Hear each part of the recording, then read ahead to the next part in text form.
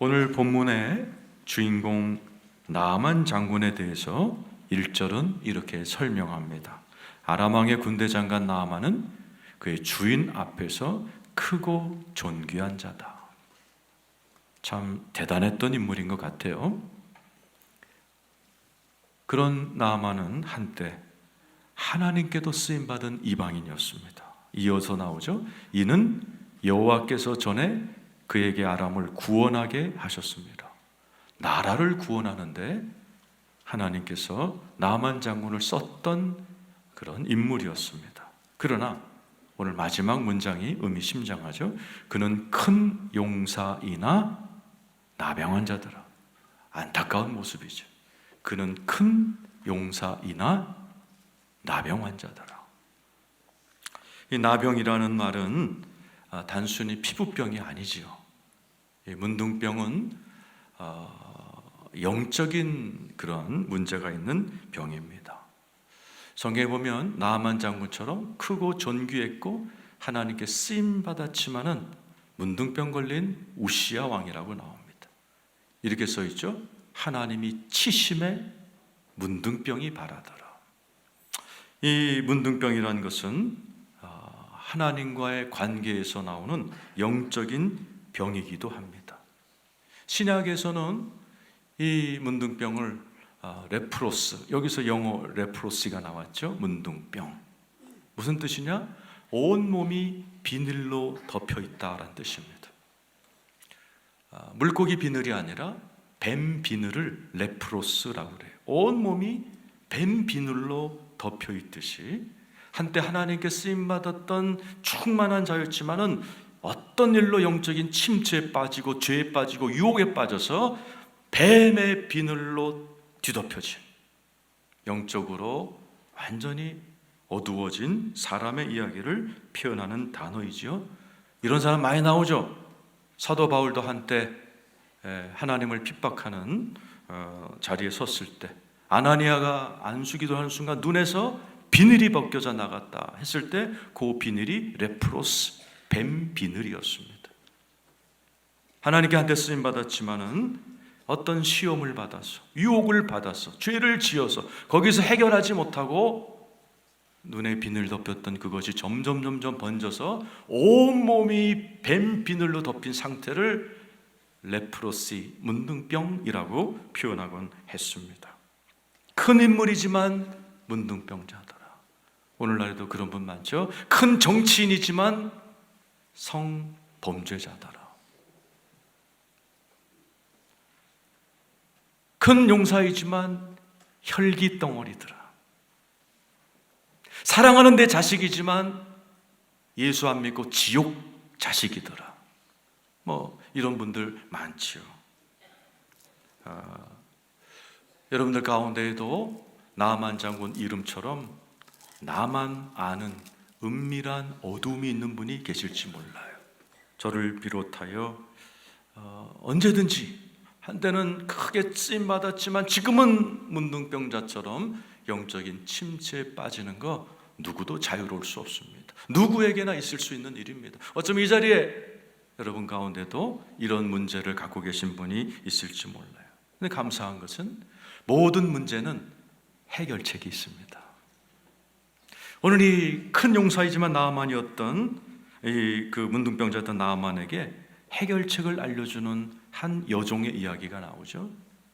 전쟁에서 잡아온 이스라엘 여종이 그 나아만의 부인에게 내 고향 이스라엘로 가면 엘리사라는 선지가 있는데 그분을 찾아가면 나을 텐데 하는 말을 듣고 부인이 나아만 남편에게 얘기하죠. 그 부인은 얼마나 힘들었겠어요, 그죠? 문둥병 걸린 온몸에서 고름이 흘러나오는 남편과 일평생을 살았던 여자를 생각해 보세요. 이 복음을 듣고 나니까 그냥 달려가서 여보, 이번에 새로 잡아온 계집종이 하는 말이 이스라엘에 가면 해결책이 있대요. 이 말을 듣고 나만도 본인도 얼마나 괴로웠겠어요. 겉으로는 큰 용사지만 집에 돌아가서 거울을 보면 막 고름이 흘러내리고 막 일그러진 피부를 볼 때마다 얼마나 속이 상했겠어요. 당장 달려갑니다. 엘리사를 찾아갑니다. 그런데 엘리사는 나아보지도 않고 이렇게 해결책을 던져줍니다. 10절, 오늘의 중심 구절이기에 같이 읽죠. 시작. 엘리사가 사자를 그에게 보내 이르되 너는 가서 요단강에 몸을 7번 씻으라. 내 살이 회복되어 깨끗하리라. 요단강에 몸을 7번 씻으라. 해결책이에요. 결과는 네 살이 회복되어 깨끗하게 될 것이다. 이 간단한 해결책을 들은 나아만은 의외로 노발대발합니다. 집에 돌아간다고 11절에 써 있어요. 나아만이 노하여 물러가며 이르되 내 생각에는, 이게 문제입니다. 항상 사람들은 자기 생각 때문에 하나님의 진리의 말씀을 거부하는 경향이 있습니다. 내 생각에는 그가 내게로 나와서서 그의 하나님 여호와 이름을 부르고 그의 손을 그 부위에 흔들어 나병을 고칠까 했던, 뭐예요? 안수기도 해줄 줄 알았는데 왜 안 해주냐 이겁니다. 잘 들으십시오. 하나님이 치셔서 생긴 문둥병, 온몸이 뱀의 비늘로 덮이는 것 뜻한 상징으로 묘사된 영적인 침체는 안수기도 한 방으로 낫지 않습니다. 너무도 많은 분들이, 특별히 한국 크리스찬들은 빨리빨리 문화가 있어서 용한 사람에게 안수기도 받으면 모든 게 해결된다고 생각하는 경향이 있어요. 그 믿음 좋죠. 실제로 안수기도 한번 받고 인생이 뒤집어지고 인생의 큰 문제 해결되는 분도 있습니다. 그러나 문둥병에 해당되는 이 영적인 삶, 영적인 문제, 인생이 완전히 무너져 내린 이 문제는 안수기도 한 방 갖고 안 되는 거예요. 요단강에 7번 담그라.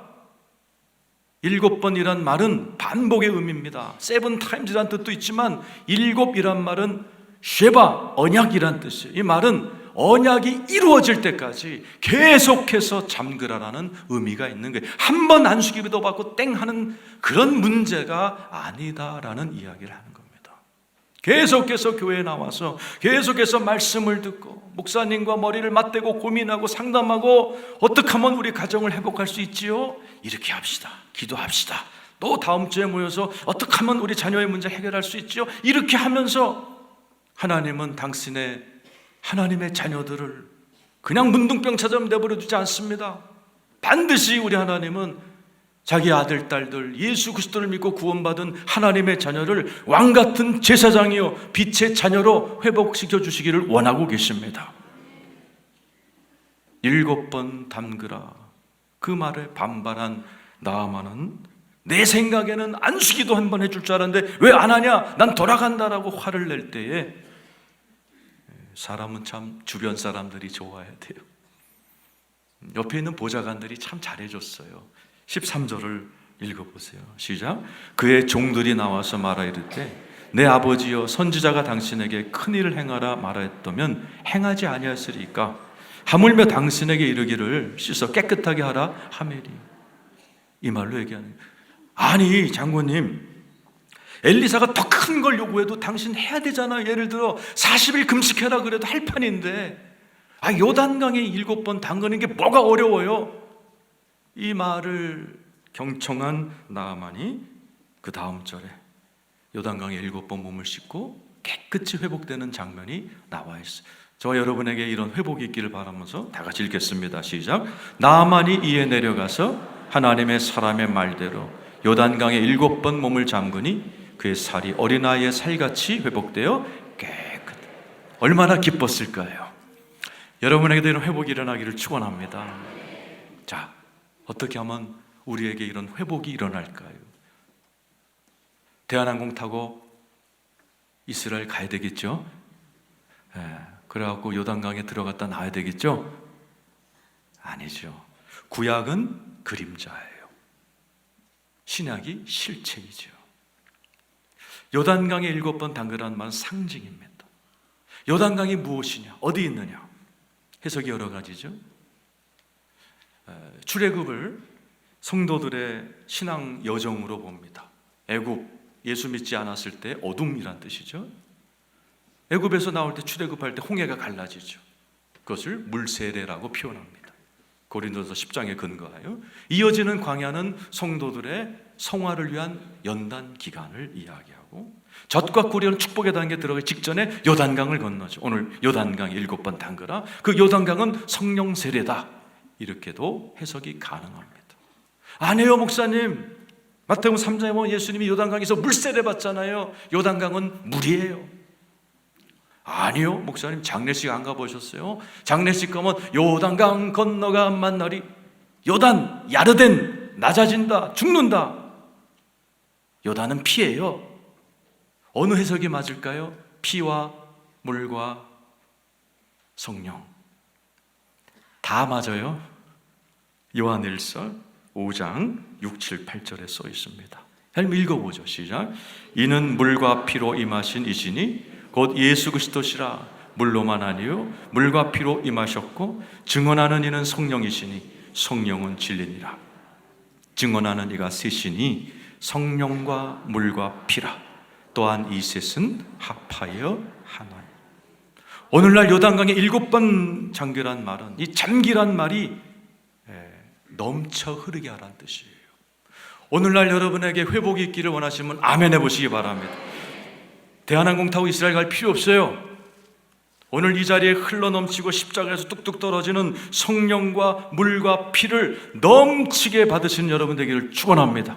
7번 언약이 성취될 때까지 매주 나와서 반복해서 받으시는 여러분 되기만 하면, 이 세 가지 액체에 넘쳐 흐르게 하나님이 주고자 하는 이 세 가지 액체에 여러분을 잠그기만 하면, 여러분이 아무리 인생이 콩가루 집안으로 무너졌다 할지라도, 아무리 여러분 인생이 죽을 인생이 됐다 할지라도 반드시 회복됩니다. 요단강에, 즉 성령과 물과 피에 7번 잠기라. 이게 문둥병을 치료하는, 인생을 치유하는 하나님의 놀라운 치유책이라는 것이 성경에 반복되어 나타납니다. 신약으로 가서 마태복음 8장 1절에서 4절을 한번 보면, 예수님께서 이 땅에 오셔서 5장, 6장, 7장에 산상수훈하시고 제일 먼저 안수기도 하면서 치료하신 병이 소경도 아니고 죽었다 산 사람도 아니고 문둥병자였습니다.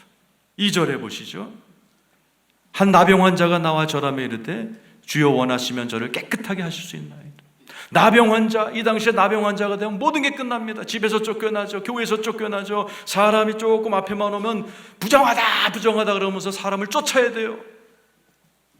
외롭게 살다가 쓰레기를 주워 먹으면서 서서히 죽어가는 게 문둥병자의 운명이었는데, 나병 환자가 예수께 뛰어옵니다.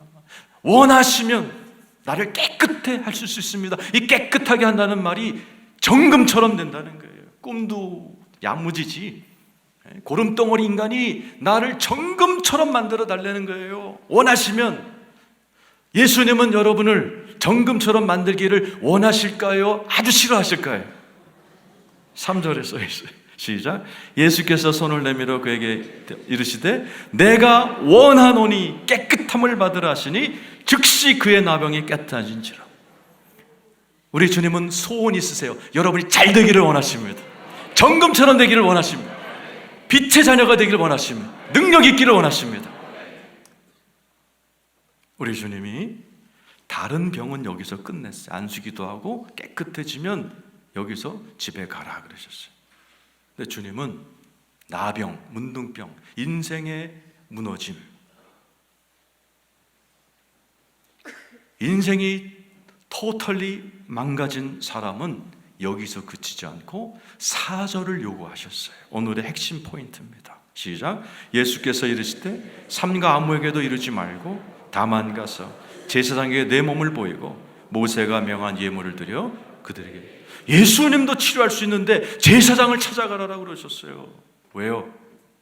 이제부터 제사장을 찾아가면 정결 예식을 하는데, 우리가 엘리사가 했던 것처럼 요단강에 7번 잠그라. 제사장에 가면 계속해서 세 가지 액체, 물, 피, 성령을 상징하는 기름을 7번 뿌리고 7번 뿌리고가 반복되어 나타나므로 요단강에 7번 잠그란 말이 무엇인지를 우리에게 잘 설명하고 있어요.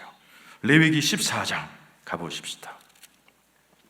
레위기 14장 읽겠습니다. 레위기 14장 자, 2절에 보면 이렇게 써 있죠. 나병 환자가 정결하게 되는 날의 규례는 이러하니, 그러면서 새 2마리를 가지고 오라 그럽니다. 그리고 1마리를 죽이지요. 자, 5절 한번 읽어보죠. 5절 읽겠습니다. 시작.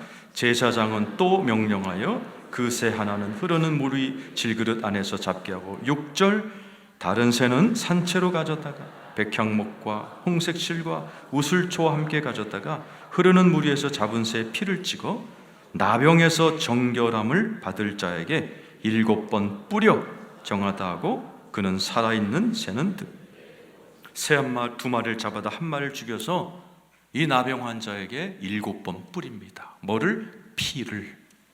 그리고 1마리는 날려보내줘요. 뭘 상징해요? 예수 그리스도의 십자가와 부활을 상징해요.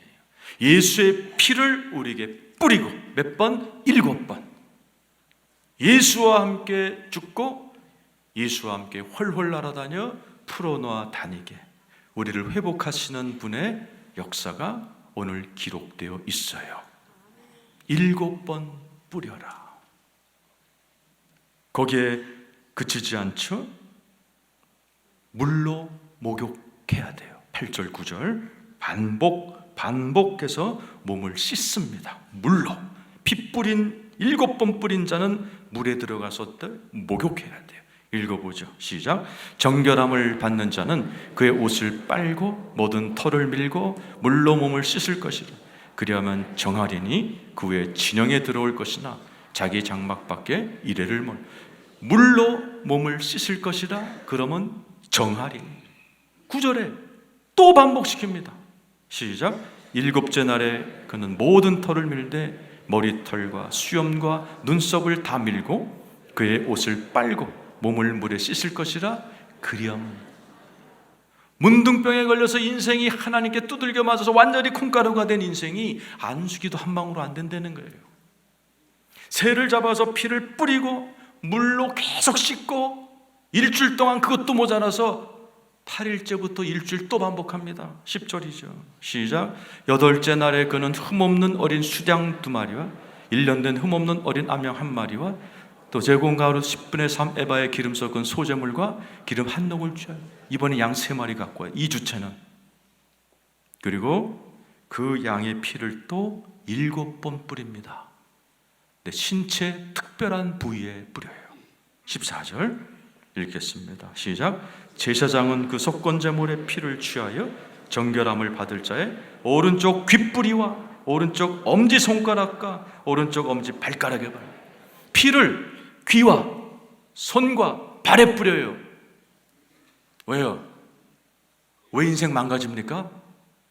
귀가 얇아서 친구 따라 강남 다니면서 죄 짓기 때문에 이제부터 나는 여태까지 친구 따라 강남 가면서 죄란 죄는 다진 죄를 하나님 용서해 주세요. 피를 귀에 바르고 용서를 비는 거예요. 손에 왜 피를 뿌려요? 이 2 손으로 해서는 안 될 짓, 못된 짓 한 거 씻어주세요. 발에 왜 피를 뿌려요? 가서는 안 될 자리 가고 만나서는 안 될 바람 피고 주님 용서해 주세요.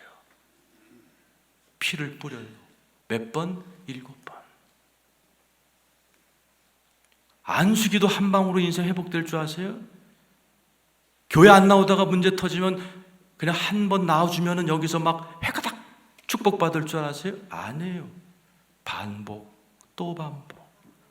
매주일 와서 예수님 말씀 듣고 목사님이랑 머리 맞대고 어떻게 하면 내 인생 회복할까 깊은 상담도 해보고 그것을 1년, 2년, 3년 이 언약에 있는 수많은 축복이 나에게 이루어질 때까지 하는 자에게 회복이 일어납니다. 이제 피, 물, 이제는 기름 차례죠. 15절, 16절 읽어보세요. 시작. 제사장은 또 한 록의 기름을 취하여 자기 왼쪽 손바닥에 따르고 오른쪽 손가락으로 왼쪽 손에 기름을 찍어 그 손가락으로 그것을 요 앞에 몇 번? 7번. 어디? 17절 18절 읽겠습니다. 시작. 손에 남은 기름은 제사장이 정결함을 받을 자의 오른쪽 귓뿌리와 오른쪽 엄지손가락, 오른쪽 엄지발가락 그 속건제물 피 위에 바를 것이며, 아직도 그 손에 남은 기름은 제사장이 정결함을 받는 자의 머리에 바르고 제사장은 여호와 앞에서 그를 위하여 속자. 이번엔 기름을 귀에 바르는, 무슨 결단이에요? 이제부터 성령님의 음성만 듣고 살겠습니다. 너무도 허송세월하고 너무도 그냥 친구들의 유혹 따라서 여기저기 다니면서 죄만 져서 인생 폭삭 꺼진 내 인생, 이제부터 나를 살리러 오신 성령님의 음성만 듣겠다고 기름을 바르는 거예요. 두 손에 기름을 바르는 것도 마찬가지. 이 두 손 가지고 이제 얼마 남지 않은 내 인생 기도하고 하나님이 기뻐하는 일만 하겠습니다라는 결단이고, 발에 기름 바르는 것 똑같아요. 내 두 발로 이제는 하나님이 가라는 데만 가겠습니다. 얼마 남지도 않았는데 이 발로 또 이상한 데 가가지고 인생 허송세월하고 잘못 또 길 들어가고 몇 년 허송할, 난 이제 그런 거 다 싫어. 난 이제 하나님이 하라는 데만 살겠습니다라는 결단을 하고, 머리에 기름 바르는 뭐예요? 생각. 이제부터 주님이 주시는 생각만 품고 살겠다고 할 때 모든 문둥병에서 회복이 끝나버립니다.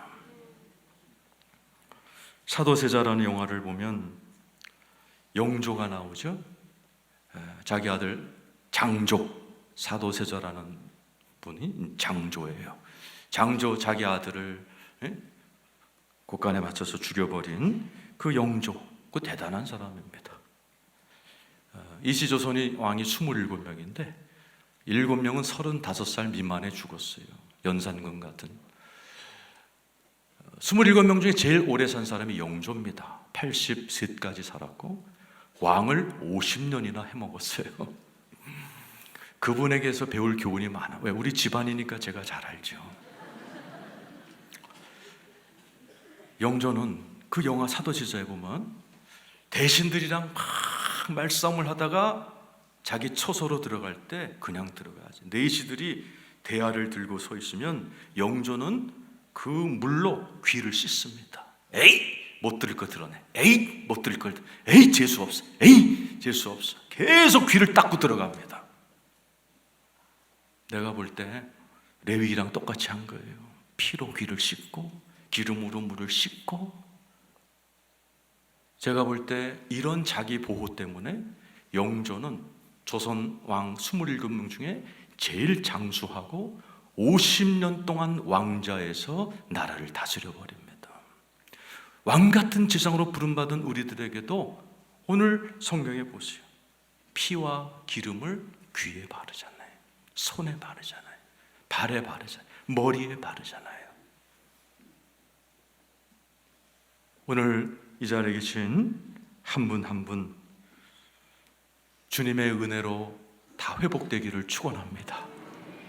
자, 그러면 어떻게 하면 될까요? 이 요단강에 7번 잠그라. 이 잠그란 말이 오버플로우, 넘치게 하라. 뭘요? 3가지 액체. 예수 옆구리에서 나오는 피, 물, 성령. 넘치게 할 때 우리의 인생이 회복될 줄로 믿습니다. 아니, 반드시 회복됩니다. 피, 어떻게 넘치게 받죠? 계시록 12장 11절이죠. 이거 외워야 돼요, 이 말씀. 시작. 또 우리 형제들이 어린 양의 피와 자기들이 증언하는 말씀으로써 그를 이겼으니 그들은 죽기까지 자기들의 생명을 아끼지 않아요. 어린 양의 피, 십자가에서 이미 흘리신 거고 지금도 흘러나오는 피, 자기들이 증언하는 말씀, 말씀은 이미 주어진 말씀. 그 가운데 여러분이 해야 될 게 뭐예요? 자기들이 입술로 증언해야 돼요. 마르투리온, 증언이 뭐예요? 이 마르투리오스라는 단어는 2가지 뜻이에요. 기억하다라는 뜻이 있고 말로 선포하다는 뜻이 있어요. 얼마나 여러분 예수의 보혈을 기억하며 사세요? 불과 일주일 전에 이 강단에서 십자가에 예수님이 옆구리에서 물과 피가 흘러나오니 교회 오면 바로 십자가 쳐다보라고 그랬는데 그거 기억하고 오늘 오자마자 십자가를 바라보며 피와 물로 나를 씻어달라고 기도하신 분 집에 가서 손 드세요. 너무도 많은 분들이 주님의 보혈의 은혜를 기억하지 않고 삽니다. 찬양하지도 않습니다. 예수 보혈에 관한 찬양 얼마나 자주 하셨어요? 예수 보혈을 얼마나 선포하셨어요? 부활절, 사순절 때나 2000년 전에 이런 예수님의 보혈 설교 듣고 그냥 이렇게 한두 곡 따라하면서, 보혈이 넘치게 해야 인생이 살아나는데 작년에 보혈에 관한 찬양 한번 부른 것 때문에 넘치기는커녕 예수의 보혈이 그냥 삐쩍 말른 이 피부 딱지처럼 딱지로 그냥 붙어있는 성도들이 많아서 인생이 회복이 안 되는 겁니다.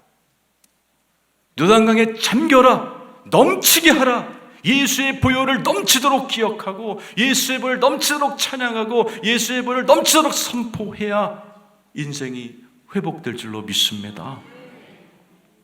박순자 권사님 우리 교회 와서 이제 전도 집회 하셨죠. 그분은 가락동 수산시장에서 생선 팔다가 아파트 2채 사고 돈 많이 벌었어요.